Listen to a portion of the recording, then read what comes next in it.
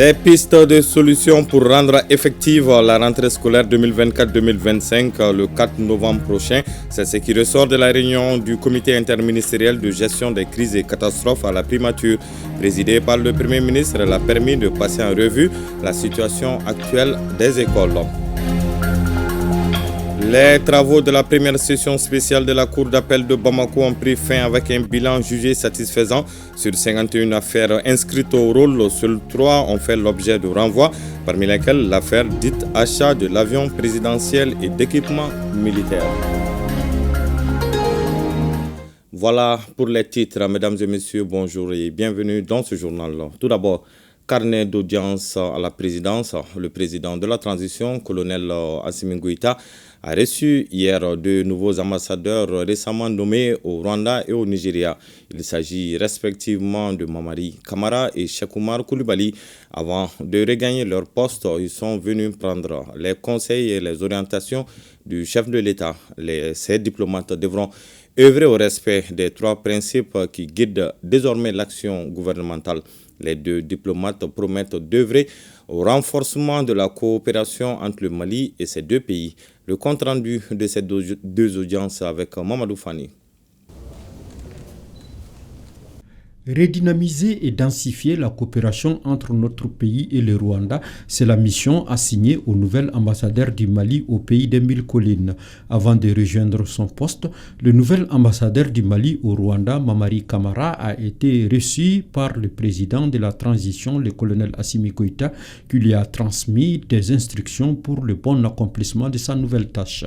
Je suis venu présenter mes sincères remerciements à son Excellence, Monsieur le Président, pour la confiance qu'il vient de me renouveler et également prendre ses conseils, ses instructions qui vont me permettre de renforcer, de développer davantage les bonnes relations de coopération entre la République du Mali et la République sœur du Rwanda. Il m'a demandé de prendre soin de nos ressortissants qui sont au Rwanda et de travailler beaucoup dans le cadre de l'AES, essayer d'initier des partages d'expériences dans le domaine de la technologie. Autre diplomate qui s'apprête à rejoindre son poste, c'est le nouvel ambassadeur du Mali au Nigeria. Cheikh Oumar Coulibaly aura désormais la lourde mission de hisser haut les relations entre notre pays et le Nigeria. J'ai eu l'insigne honneur d'être reçu ce matin par le président de la transition, chef de l'État, le colonel Assimi Goïta. Je suis venu lui exprimer ma gratitude et toute ma reconnaissance pour la confiance qu'il a bien voulu placer en ma modeste personne pour représenter notre cher pays, le Mali, auprès de la République fédérale du Nigeria. J'ai saisi également cette occasion pour lui exprimer tout mon engagement, toute ma détermination à conduire la mission avec intégrité, avec honneur, avec tout le sens de responsabilité qui convient. Il m'a donné des orientations fermes de manière à faire en sorte que le Mali puisse davantage affirmer son narratif par rapport à la situation de notre pays. Le Mali et le Nigeria entretiennent des relations depuis plusieurs décennies. Il s'agit pour le nouvel ambassadeur de pérenniser cette coopération sous-régionale. Réunion du comité interministériel de gestion des crises et catastrophes à la primature.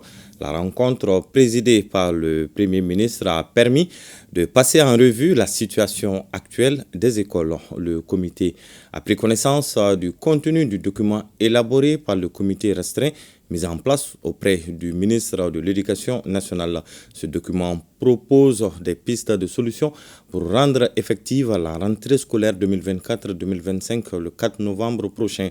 Le Premier ministre a salué la qualité du travail abattu avant d'inviter chaque Malien à jouer sa partition en ces moments difficiles pour notre pays. Le reportage de Mamadi Kone et Aliou Touré. La situation des écoles à quelques jours de la rentrée scolaire prévue pour le 4 novembre prochain. C'est autour de ce seul point que s'est tenue la réunion du comité interministériel de gestion des crises et catastrophes. Le comité restreint mis en place auprès du ministre de l'Éducation nationale s'est penché sur la situation des écoles occupées, celles inondées et celles effondrées ou endommagées avant de faire quelques propositions.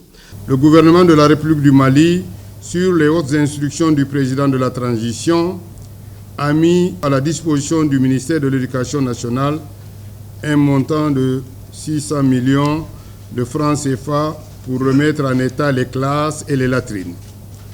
Fort de ce mandat, le comité technique restreint a proposé les actions suivantes. Établissement et stabilisation par académie d'enseignement de la liste exhaustive et affinée des écoles occupées, inondées, endommagées et ou effondrées. Établissement et définition du coût stabilisé de la remise en état des salles de classe et de latrines. Rédaction d'une lettre adressée au ministre d'État, ministre de l'Administration territoriale et de la décentralisation, afin qu'il instruise au gouverneur, président de comités régionaux de crise, la libération des écoles. Le Premier ministre, le chef du gouvernement, a salué la qualité du document produit avant d'inviter chaque Malien à jouer sa partition. Qu'en réalité, nous nous réunissons pour faire le point des grands agrégats à soumettre au président de la transition qui a comme souci principal que l'ensemble des Maliens puissent étudier le sort des enfants. Aujourd'hui, là, éteignons le feu qui est en train de brûler. Maintenant, il ne faut pas, pour donner suite à ce qu'ils ont demandé, il ne faut pas qu'on s'arrête seulement à la fin de ces inondations. Il faut que dès maintenant, dès la fin de ce processus, les acteurs concernés puissent rentrer dans une logique de préparation aux prochaines inondations. Parce qu'on ne sait pas, avec les dérèglements climatiques, on aura des situations extraordinaires presque chaque année. Donc, tout ce que nous allons accumuler comme expérience cette année va nous servir dans l'avenir. Mais à l'instant T, maintenant, là, réglons les problèmes d'urgence. Et c'est dans ce ordre d'idée que je voudrais féliciter les techniciens qui ont travaillé sur ce dossier. Demander par la même occasion aux différents DAE, aux gouverneurs, aux responsables des collectivités locales, que tout le monde s'implique. Parce que cette affaire, c'est vrai, c'est un souci permanent du chef de l'État, mais son règlement dépend de l'implication personnelle à tous les niveaux de tout le monde. Les observations et contributions faites par les membres du comité devront enrichir le document. À noter que du 11 au 15 octobre 2024, 8 cas d'inondation ont été enregistrés à Bamako, Sikasso, Bougounissa et Kaï. 235 cas d'effondrement recensés, 2 pertes en vie humaine. Au total, plus de 4000 personnes ont été sinistrées. Du début de l'hivernage à ce jour, 667 cas d'inondation avec plus de 342 000 sinistrés ont été enregistrés au Mali. Parlons à présent de la journée mondiale de la canne blanche célébrée chaque 15 octobre. Cette année, l'UMAV, l'Union malienne des aveugles, a choisi le président du Conseil national de transition comme personnalité de l'année pour lui remettre une canne blanche. La canne blanche, un outil permettant aux personnes malvoyantes et non-voyantes de sécuriser leur déplacement. Le président de l'organe législatif de la transition s'est dit très touché par le geste, nous dit Nyanya Aliou Traoré. Une journée pas comme les autres pour ces représentants de l'Union malienne des aveugles. Leur président, non moins membre du Conseil national de transition, met dans la main avec le président de l'institution, Malick Diao. Le symbole est fort et a une double signification. Il s'agit d'abord de magnifier l'humanisme du chef des lieux, très attentif aux préoccupations de cette couche. Et ensuite, c'est marquer cette journée internationale de la canne blanche par ce vibrant appel adressé aux populations maliennes. Respecter la canne blanche, je pense sincèrement que c'est respecter l'humanité. Parce qu'aujourd'hui, nous avons des frères et sœurs qui vivent avec un handicap. Mais demain, je crois que nous sommes tous exposés à ça. Et chacun a besoin de cette liberté de se mouvoir. Et c'est ça la liberté de nos frères vivant avec un handicap. Et voilà aujourd'hui que je suis honoré par l'Union des aveugles du Mali, vraiment à travers la remise solennelle de cette canne. Et encore une fois de plus, je réitère mes vœux vraiment d'accompagnement et demander encore une fois de plus à l'ensemble de la population malienne, surtout à nos amis transporteurs, parce que nous savons que la circulation constitue un danger aujourd'hui, que ce soit dans les établissements publics, vraiment privés, partout, de chercher à connaître l'historique et surtout respecter la canne blanche. Et je le répète, respecter la canne blanche, c'est respecter l'humanité. Cette audience aux allures de plaidoyer sert à rappeler la prise en compte des personnes vivant avec un handicap. En 2023, on dénombrait plus de 200 000 personnes aveugles au Mali, soit un taux de prévalence de la cécité estimé à 1,2% selon le Programme national de santé oculaire. Parmi elles, beaucoup sont réinsérés et pratiquent des métiers générateur de revenus grâce au dynamisme avéré de l'Union nationale des aveugles, l'UMAV qui sollicite d'ailleurs plus d'implication des autorités. Difficulté d'abord par rapport à l'accessibilité des édifices, difficulté par rapport à la scolarisation continue des malentendants, difficulté par rapport à la disponibilité des documents en braille pour les handicapés visuels, difficulté par rapport à l'insertion des personnes handicapées de manière globale au sein de la société. Mais surtout, difficulté du point de vue employabilité des personnes handicapées et l'écoulement des produits fabriqués par les personnes handicapées. Maintenant, j'aimerais quand même féliciter le CNT et au-delà le président de la transition pour les efforts multiples qu'ils sont en train de faire pour soulager l'ensemble des Maliens. Il faut noter que chaque année, l'État octroie à l'UMAV une subvention de 11 millions de francs CFA, 6 pour l'association et 5 pour l'Institut des jeunes aveugles. Adji Bari garde espoir pour son augmentation car il n'a pas caché sa satisfaction après cette entrevue avec le président du CNT. Ça nous a fait chaud au cœur. Si une autorité déjà ajoute sa voix aux nôtres pour sensibiliser les Maliens afin de respecter la canne blanche, et la canne blanche qui est un symbole qui permet aux citoyens aveugles de se déplacer d'un point A à un point B, de participer à la société en toute sécurité. Je pense que c'est un plus. On ne peut qu'être content et très content. L'espoir est donc permis. En témoignent ces chaleureux mots et prouvent à suffisance que la solidarité malienne reste bien une de nos valeurs cardinales. Élan de solidarité du président de la transition envers ses compatriotes, surtout en ce mois de la solidarité et de lutte contre l'exclusion avec la remise de dons à plus de 200 personnes de la rive droite du district de Bamako. Ce don essentiellement constitué de vivres aidera les bénéficiaires dans leur alimentation quotidienne. Le geste se situe dans le cadre des activités des œuvres sociales du président de la transition. Le reportage de Youssouf Djakiti. Des larmes de joie, c'est ce qu'on voit ici. Cette émotion, c'est à la suite de la remise de ces dons constitués essentiellement de vivres aux personnes vulnérables.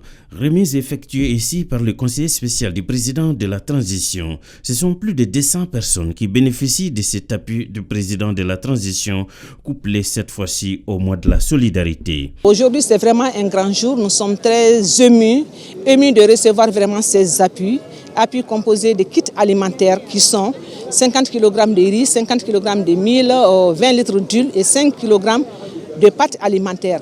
Et ces appuis sont destinés uniquement aux personnes démunies. Les bénéficiaires manquent de mots pour remercier le président de la transition. Nous n'avons vraiment pas de mots pour remercier Assimi Goïta. Moi, personnellement, je marchais des kilomètres chaque jour pour chercher de quoi nourrir la famille. Grâce à cet appui, j'oublierai un peu ces calvaires. Nous remercions Assimi Goïta et son équipe. Les œuvres sociales du président de la transition continuent dans ce mois de la solidarité. C'est pour que le président veut transmettre sa générosité, son patriotisme au peuple malien en général et les démunis en particulier, surtout les victimes des inondations. À travers les œuvres sociales, tant qu'un Malien aura des difficultés, lui ne dormira pas. Il fera tout pour aplanir ces difficultés-là. C'est dans ce cadre-là qu'on est là. Les œuvres sociales vont continuer dans le cadre du mois de la solidarité, à peu près sur toute l'étendue du territoire. Les intervenants ont tour à tour salué ce geste hautement humain du président de la transition, un geste qui cadre parfaitement avec les objectifs du mois de la solidarité et de la lutte contre l'exclusion. Actualité des femmes à présent avec les nouvelles du front qui sont toujours bonnes. La vigilance des femmes leur ont permis de déjouer un plan d'attaque de groupes armés terroristes au nord-ouest d'Agle-Oko. Les détails avec Abdoulaye Sakou. L'état-major général des armées informe l'opinion que le 15 octobre 2024, une mission de surveillance aérienne du territoire national des Fama a permis de déjouer un plan d'attaque des groupes armés terroristes au nord-ouest d'Aguelok, dans la région de Kidal. Grâce aux informations recueillies, les Fama ont repéré puis détruit un véhicule de combat et mis en fuite plusieurs éléments terroristes. L'état-major général des armées rassure que la traque des terroristes se poursuit sur l'ensemble du territoire national. Fin des travaux de la première session spéciale de la Cour d'appel de Bamako après 3 mois d'intenses activités. Sur les 41 affaires inscrites au rôle, seules 3 ont fait l'objet de renvoi, notamment l'affaire dite achat de l'avion présidentiel et d'équipements militaires qui a été renvoyé à la prochaine session.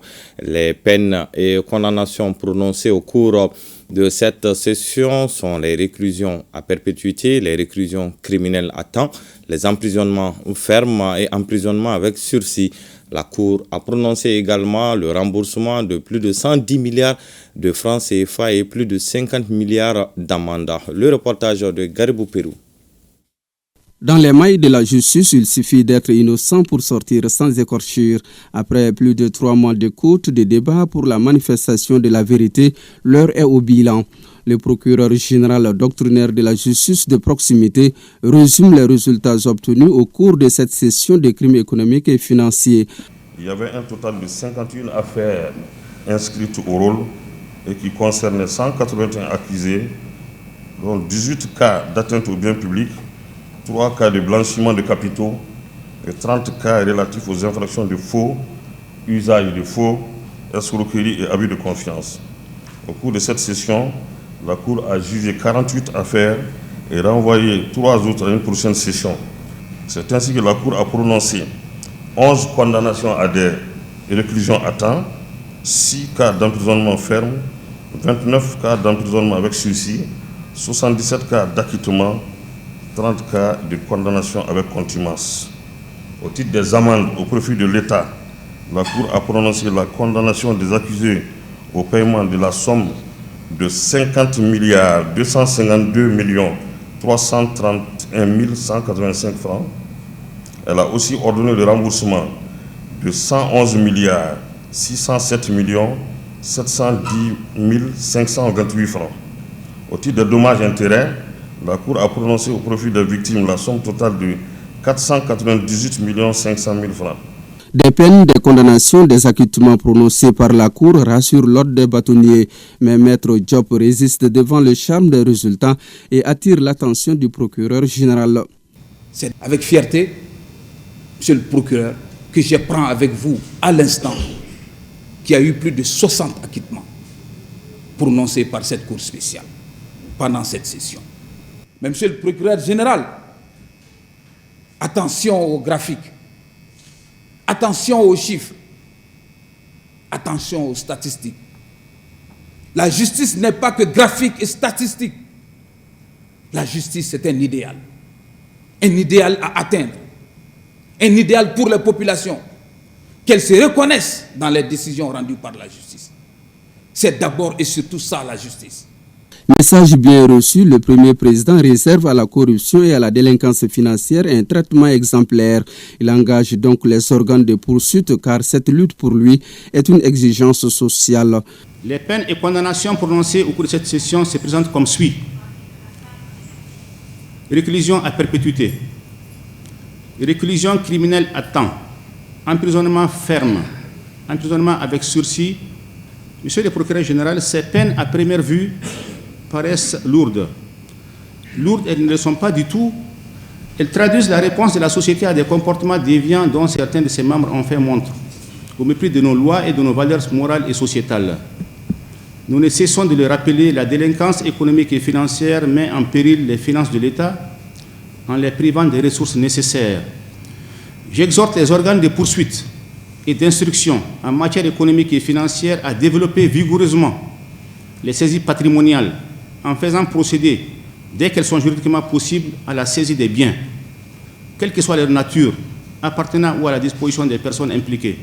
L'affaire la plus attendue est celle relative à l'achat de l'avion présidentiel et d'équipements militaires. Elle est renvoyée à la session prochaine pour complément d'information. Il est reproché aux auteurs les faits de faux en écriture, usage de faux, atteinte aux biens publics, corruption, trafic d'influence et favoritisme. Sur les 51 affaires inscrites donc au rôle de la première session spéciale de la Cour d'appel de Bamako, seulement 3 ont fait l'objet de renvoi. Atelier bilan à mi-parcours des activités du projet de soutien à la vaccination de la Croix-Rouge malienne. Il se tient à Bamako. Durant 2 jours, les participants vont passer en revue le niveau de mise en œuvre du projet après 6 mois d'exécution. Les détails avec Daouda Koni. Après 6 mois d'activité, le projet soutien à la vaccination de la Croix-Rouge est à 29% de réalisation des activités programmées. Plus de 14 000 enfants ont été vaccinés. 11 175 ont reçu au moins une dose de vaccin. Le projet intervient dans 6 régions, à savoir Kaï, Sikasso, Ségou, Gao, Tombouctou et Kidal. Il est financé par l'Alliance mondiale pour les vaccins Gavi. Aujourd'hui, près de 6 000 enfants sous-vaccinés ont aussi été identifiés.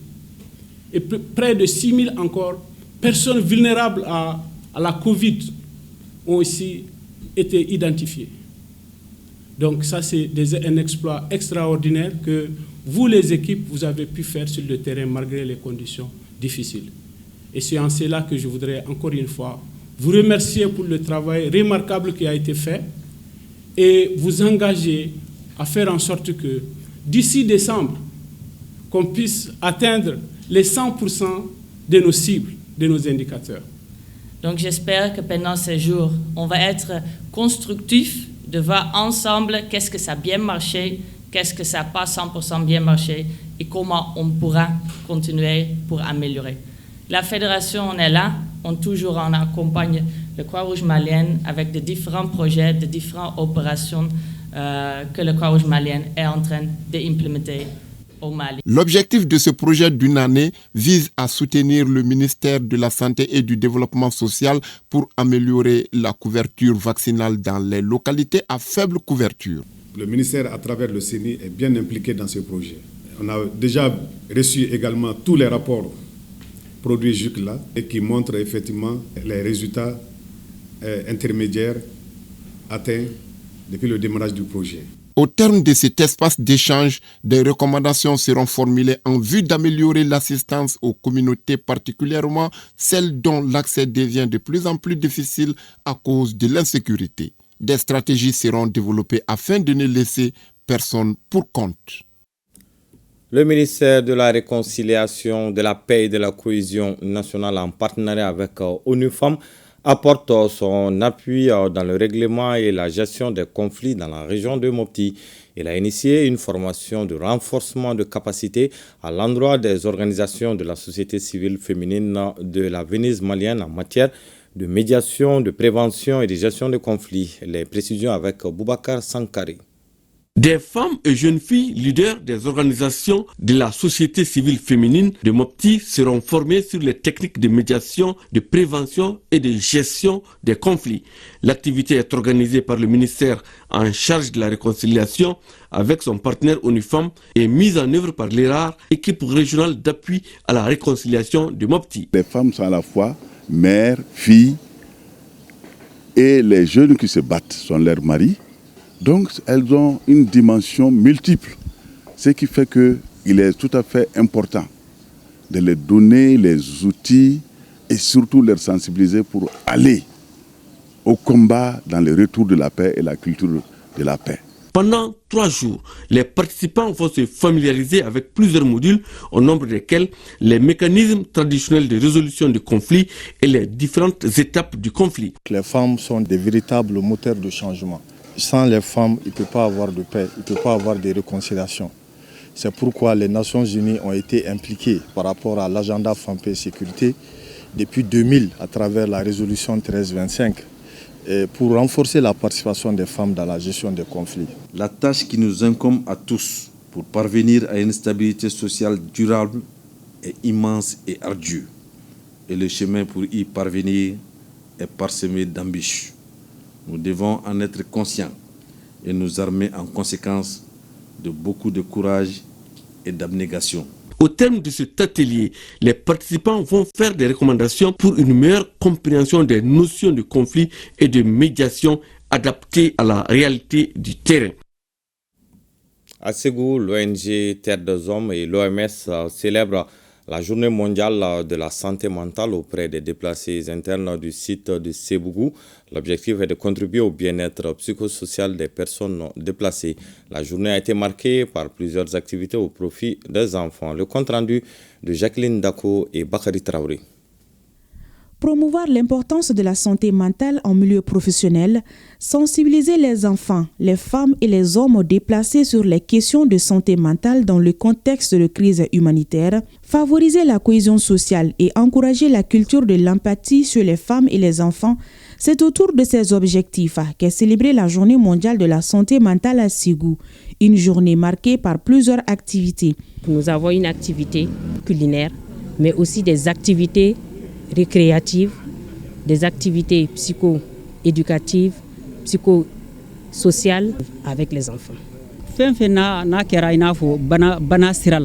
Que ce soit le bien-être, la santé mentale, l'ONG Terre des Hommes en a beaucoup fait pour nous. Nous ne pouvons pas les énumérer tous. Vraiment, nous sommes reconnaissants envers cette ONG. Ces activités sont financées par l'OMS à travers son Fonds central d'intervention d'urgence. Cette année, le thème de la Journée mondiale de la santé mentale est « Il est temps de donner la priorité à la santé mentale sur le lieu de travail ». Depuis le démarrage du projet d'assistance médico-psychologique aux personnes affectées par la crise, l'OMS et Terre des Hommes appuient les services socio-sanitaires pour soutenir nos frères et sœurs déplacés. Les personnes déplacées ont vécu des événements douloureux qui ont perturbé beaucoup d'entre eux. Donc la célébration de cet événement ici à Ségou est très important, en ce sens qu'il va permettre de les réconforter le moral. De 2022 à nos jours, plus de 7000 personnes déplacées de San et Ségou bénéficient d'aide et d'assistance multisectorielle de l'ONG Terre des Hommes. C'est ce qui met fin à ce journal. Merci de l'avoir suivi et bonne suite de programme en compagnie de l'ORTM.